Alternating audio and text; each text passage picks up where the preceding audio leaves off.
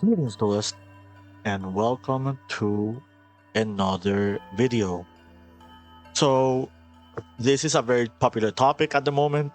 A couple of people are talking about the Forbidden Limited list that might come across this month for us in the TCG. This OCG had their own Forbidden Limited list that has taken into effect a little over a week ago. And Master Duel had one very recently as well. It's been 10 weeks since our last Forbidden Limited list. And the last time we had a Forbidden Limited list at the start of the year, which was in 2024, we did receive a ban list around this month of April. The year after, which was in 2025, we had a Forbidden Limited list in December, and we also had an update in April. I think we are getting close to that moment. And there are some things I want to talk about. I usually don't like making ban list prediction videos or like wishlist videos or contrast between both. But the last one I did was very well received.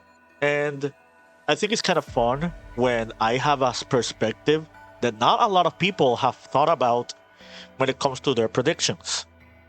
And maybe you'll find my thoughts on this list or a perspective in this list that is a little different from others, and maybe you might be inclined to be convinced.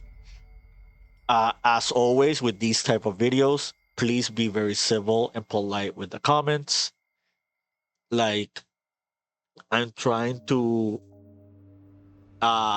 be as objective as possible, but at the same time, this is one of those things that I mainly do it for fun. It's really good to guess whether or not we get some things right on our next list. And it's very rewarding when we see some examples of it actually popping up. I did talk about Droll and Logbird in my last ban list prediction, and it ended up being correct. It actually did get hit on the list, to a lot of people's surprise. And you'll see that Droll is here again. We will talk about that. But yeah, without further ado, let's begin. I'm going to start with Unlimited first, and then we'll go straight up to Forbidden, because there's a lot of things I kind of want to talk about. So, Unlimiteds, we got Charvara, Sunvine Healer, Dryas, the two Purely Memories, Runic Fountain, Divine Wind of the Mist Valley, Sika's Light, Sacred Tree. We are confirmed to get Unchained support later this year, so it just makes sense for Charvara not to be on the list anymore. And when it comes to these two Link monsters, I think plants are perfectly fine in the game. They're not the go-to combo deck nowadays. And with a lot of things coming out this year, it's kind of hard to see plants be relevant again, even in a very open format like this one. Purely, I think is also fine as a deck. There are some purely Yummy hybrids running around, but that's more of a Yummy problem than a Purely problem. There's also synergy with this card right here, which we will talk about in a moment. Yeah, that's it for Purely. Runic hasn't done anything in a while. It would be really cool to see the Runic Radiant Typhoon deck being played. It has been played in Genesis format, even though that version of the deck got nerfed. So, yeah, it would be cool to see the Runics being played again. Runics haven't done anything in a while. And you can even make the argument that with the new time rules, this deck is probably not a really good contender for these days to come. This is just clutter. This is just clutter. This is just clutter. These cards shouldn't be on the list anymore. Now these strategies are degenerate. Naturia Beast as a card is a debate that people have been having, but I think there are worse cards than that. We'll talk about it in later. So yeah, that's it for Unlimiteds. Not much to say here. It would be very exciting to see Charvara again. So the first thing I want to say is I don't really think these cards deserve a hit. These cards are here because I kind of want to talk about them. I just want to talk about these two archetypes in general.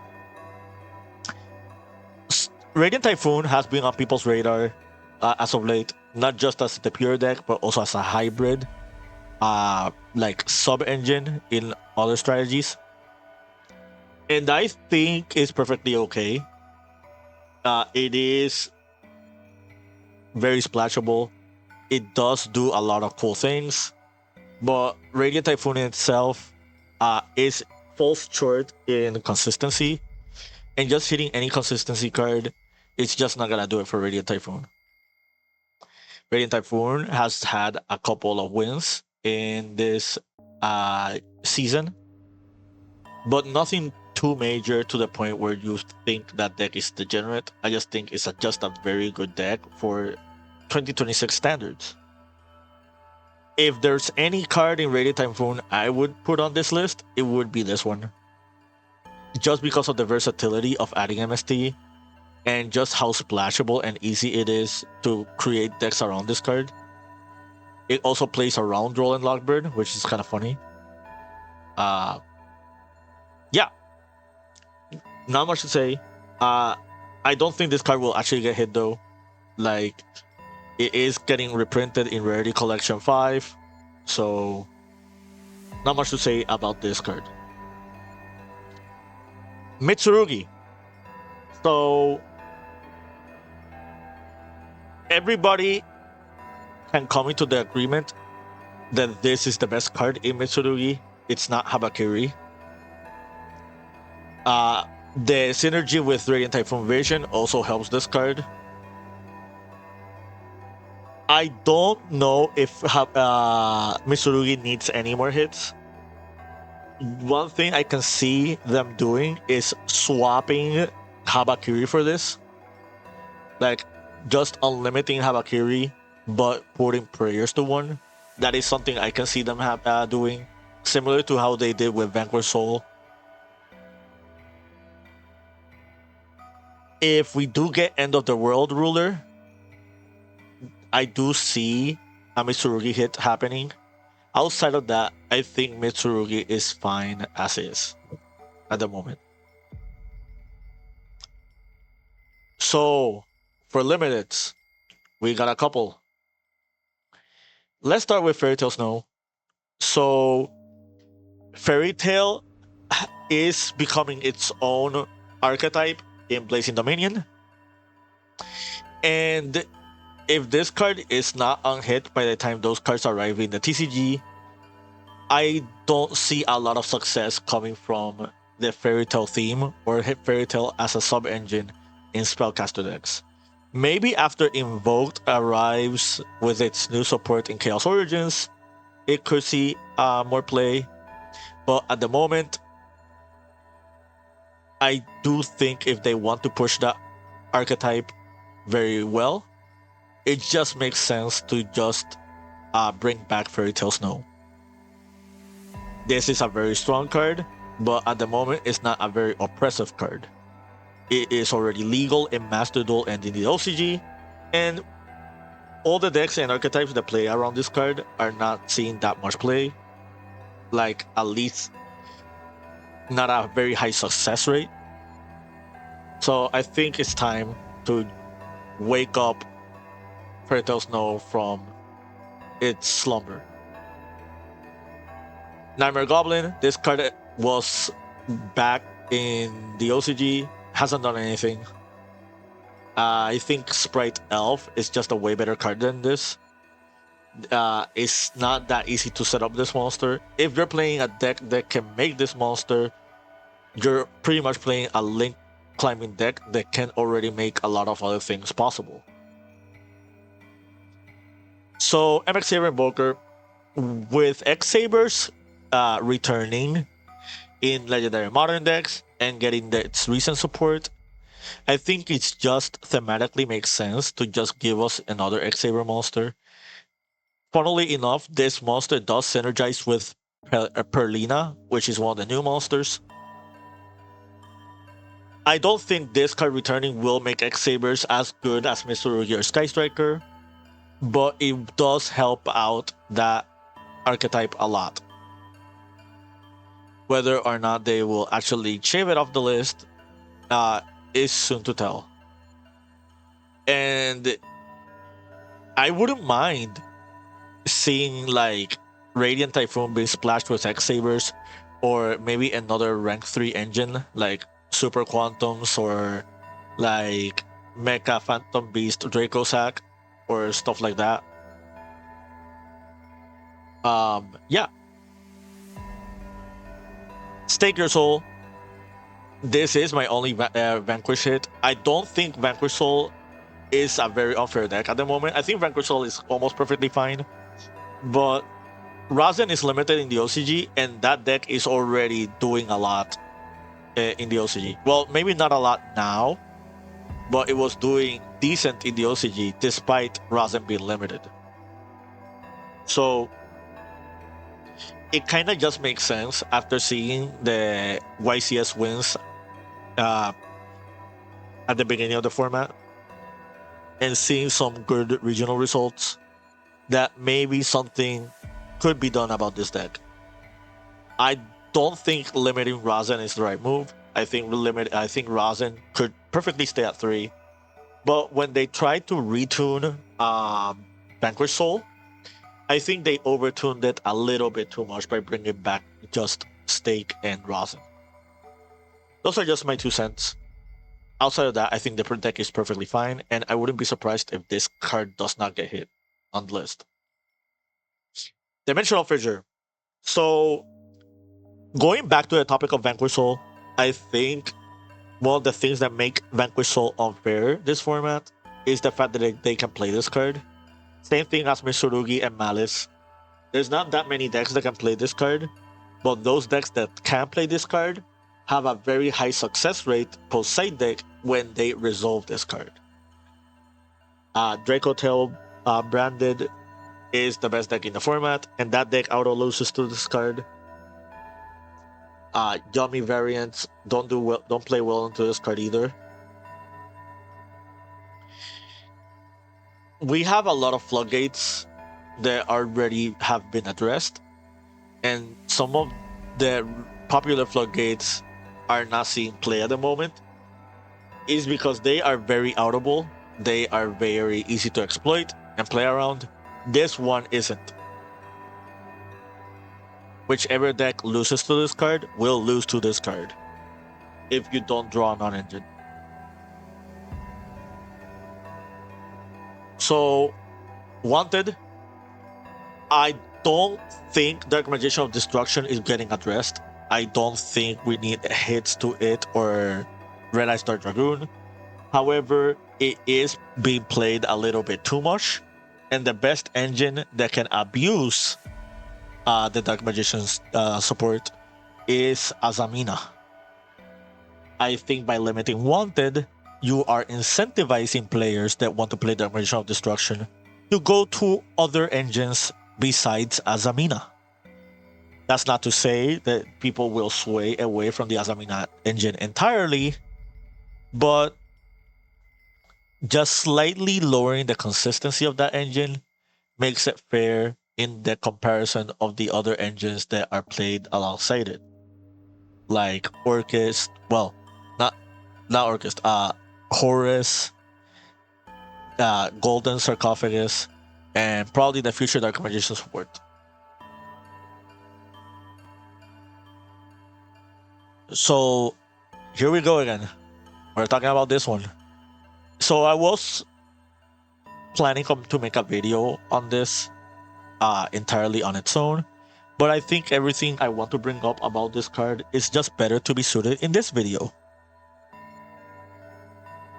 The OCG limited this card in their recent Forbidden Limited list. I don't like the OCG Forbidden Limited list that they provided as a whole, but this is one of the smartest decisions that they made on that list. And I'm going to explain. As of recent, we've gotten some well thought out archetypes They were designed to play around this card properly. Draco Tail, Elf Note, and Cool Tune are three good examples of this. However, we're also getting new archetypes that don't play well into this card. Mitsurugi, Magistus, the new recent Sky Striker support. We are getting Power Patron support that also fold to this card as well. Clown Crew.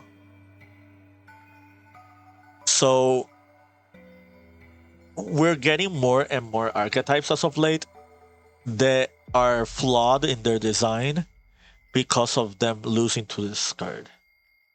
So limiting this card makes a lot of sense in the prospect of those future archetypes that we are receiving in Blazing Dominion onwards.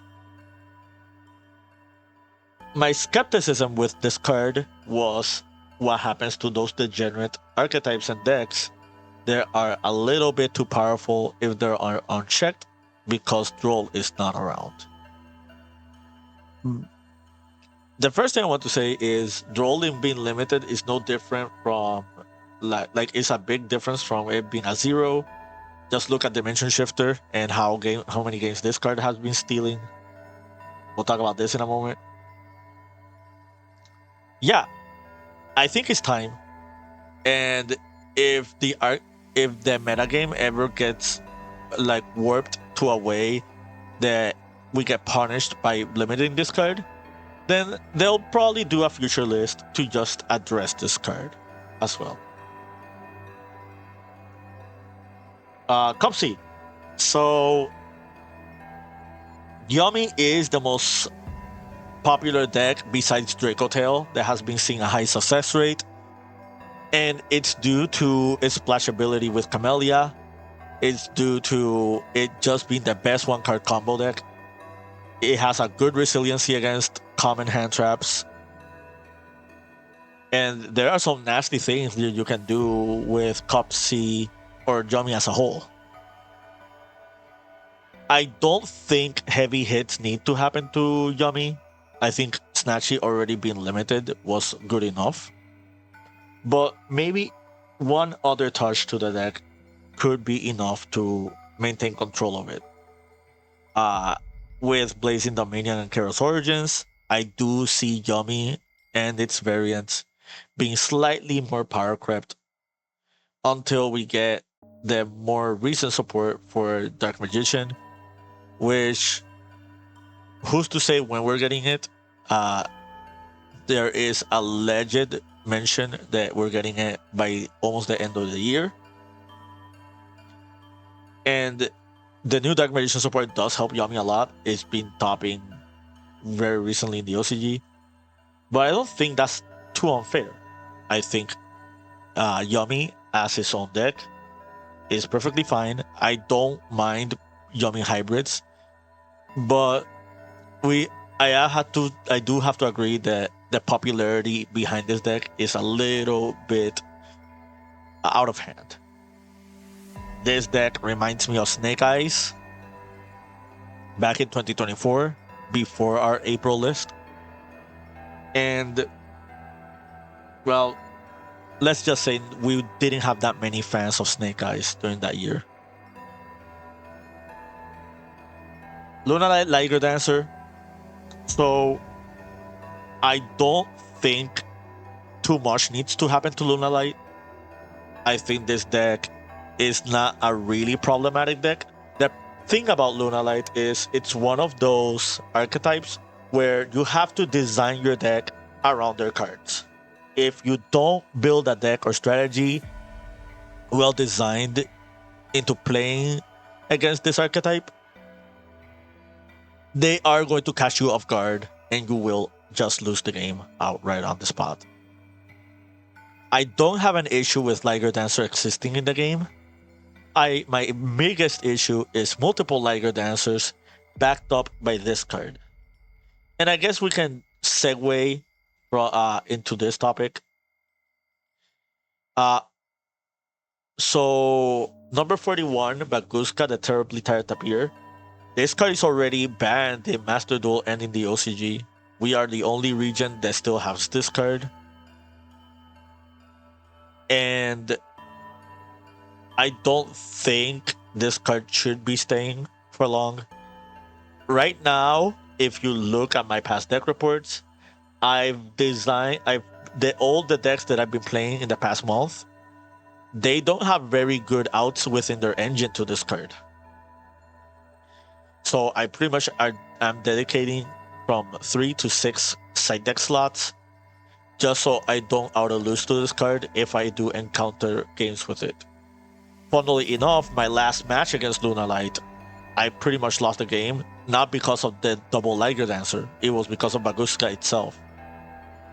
My outs to the Ligers are not real outs if they get negated or shifted to defense with Baguska. This card was made back in 2017 with Link monsters being pushed as an incentive. Now in a format where we have a lot of different monster types running around and Link's not being the most popular, it just makes a lot more sense if this card is addressed. DDD Wave King Caesar. So this card in itself, I think is not that bad. The problem is the splashability to Fiendsmith into this card. Why do I have to play against a Yummy deck that can summon this? Why do I have to play against a Radiant Typhoon deck that can summon this card? Why do I have to play against a Magnet Warrior strategy that is summoning this card? The card in itself, if it just was for DDDs, I think it would be perfectly solid. But it is a little too easy to make in archetypes that just splash the Fiendsmith engine. I don't mind the Fiendsmith engine being in the game.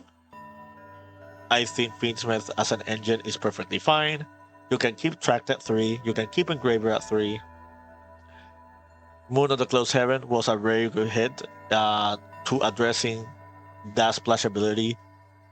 But we still have certain archetypes that can splash into the Fiendsmith stuff, and in tandem, it makes them being able to summon this card. Those are pretty much my 2 cents. Also, by hitting this card in the Forbidden list, you give more incentive for Sharvara to come back. We'll talk about this one for last, because I do have a lot to say about this card. Shifter, just go to YCS Richmond, the VOD of their stream. Go to day 2 of the YCS, or day 1, one of the early rounds, and just look up one match involving K9 Vanquish Soul. There is one particular match that ended in less than 20 minutes, and it was because the Vanquish opponent opened Shifter twice. Whenever we see stuff like that on live streams happening, it kind of just sets the precedent of how degenerate and how format warping this card is, or event warping this card is, if you come across to it. There's not that many easy ways to play around this card, so just putting it in the Forbidden list is just the best response. It is kind of silly that we are getting like an alternate form in Rarity Collection, but as it stands, I think it should just be what I just said, a collection. Spell Counselor. So another hit could have been Princess Conqueror. However, with the new Earth Machine support coming out very soon, and seeing people siding multiple copies of this card just to pair it with Jokel as a half-board contention against like Moch armies, I can see a very strong merit for just banning this card altogether. Yeah, not much to say about this. Archer Christia. So we have almost all the barrier statues on the forbidden list. I don't see why this card is not on the forbidden list. You can make the argument this card is easier to summon than Fossil Dyna Pachycephalo and the barrier statues, especially in Branded, where you have synergy with Fall and the Virtuous. Yeah, I think it's time. This card is 100 points in Genesis format for a reason, which means they are aware that this card is a problem. Hornet Drones. So, with Sky Striker Ace Camellia arriving in the TCG, a lot of people are finding sub engines that just spans out two monsters while giving you a lot of benefit. That's where the Radiant Typhoon discussion comes in. And they're just cheating their way into Yummy with Cupsy Yummy Way. If you don't want to ban Cupsy Yummy Way and burn the bridge into Yummy directly, I think the next best hit should be Hornet Drones. And you do have other ways to bridge into Yummy, like Gravity Controller and Tri Brigade Engine or stuff like that. But Camellia just being very easy accessible, and this card not being a real brick because you if you end up opening the Hornet Drones, that's just full combo in itself without you searching for it. I think it just makes a lot of sense to just hit this card altogether. Sky Striker at its own deck has had a very good success rate, but most Sky Striker lists or Sky Striker players will open and admittedly say that Camellia doesn't improve their win rate at a large degree. And if you are playing Camellia in regular Sky Striker, you're most likely sending Engage or Ray or Rose to the graveyard more than you would with Hornet Drones. So yeah, this card is pretty much just that Yummy Catalyst in disguise.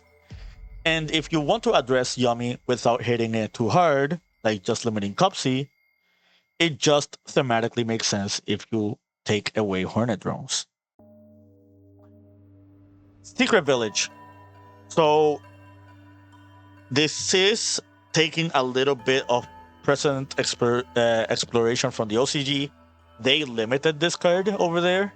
I don't see why limiting it would make a big difference.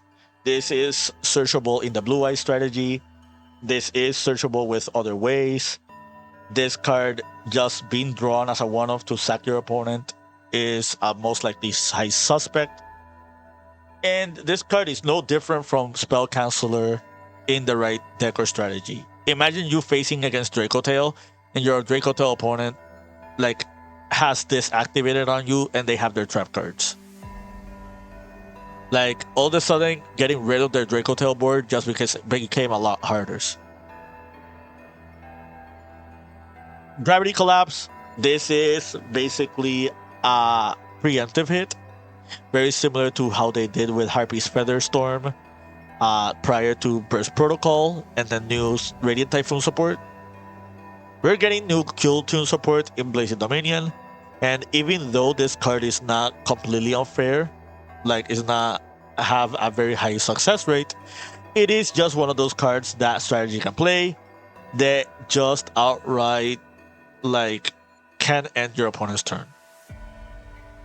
It's not that easy to play around this card, especially when they have ways to negate your outs to it. Yeah. This denying like the inherent summons, even normal summons, is really a big deal in itself as well. I think it's time this card gets in the forbidden list.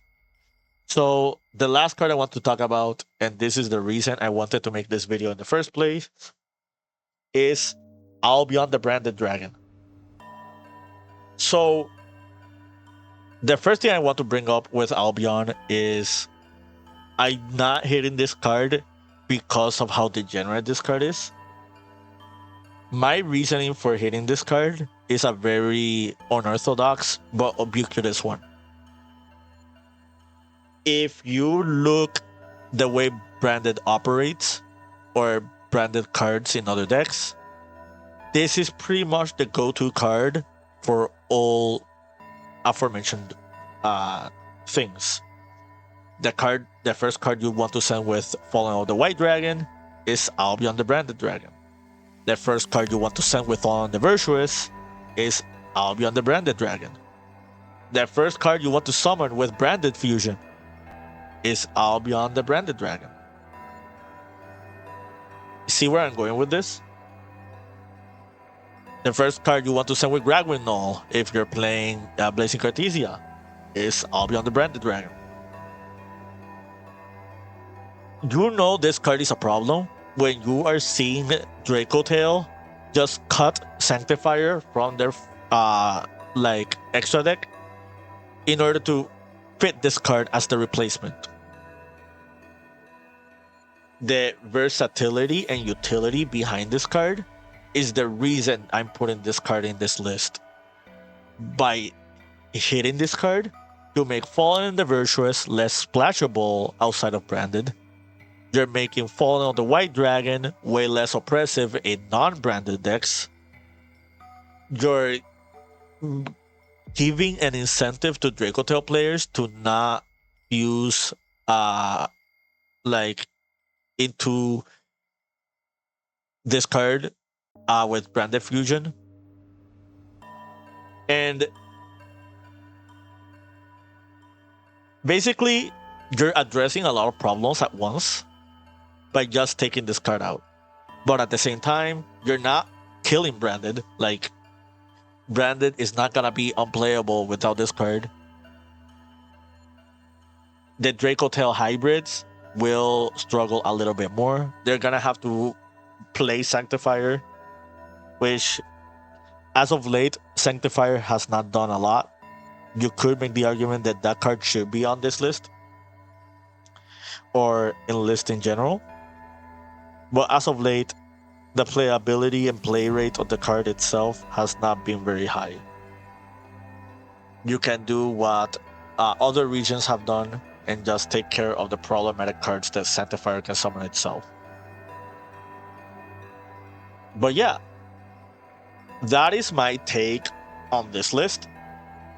Feel free to let me know in the comments whether you agree or disagree. Be very respectful with your decisions.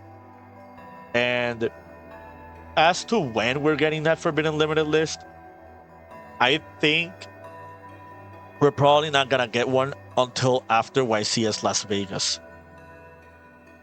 But until then, keep practicing and keep dueling.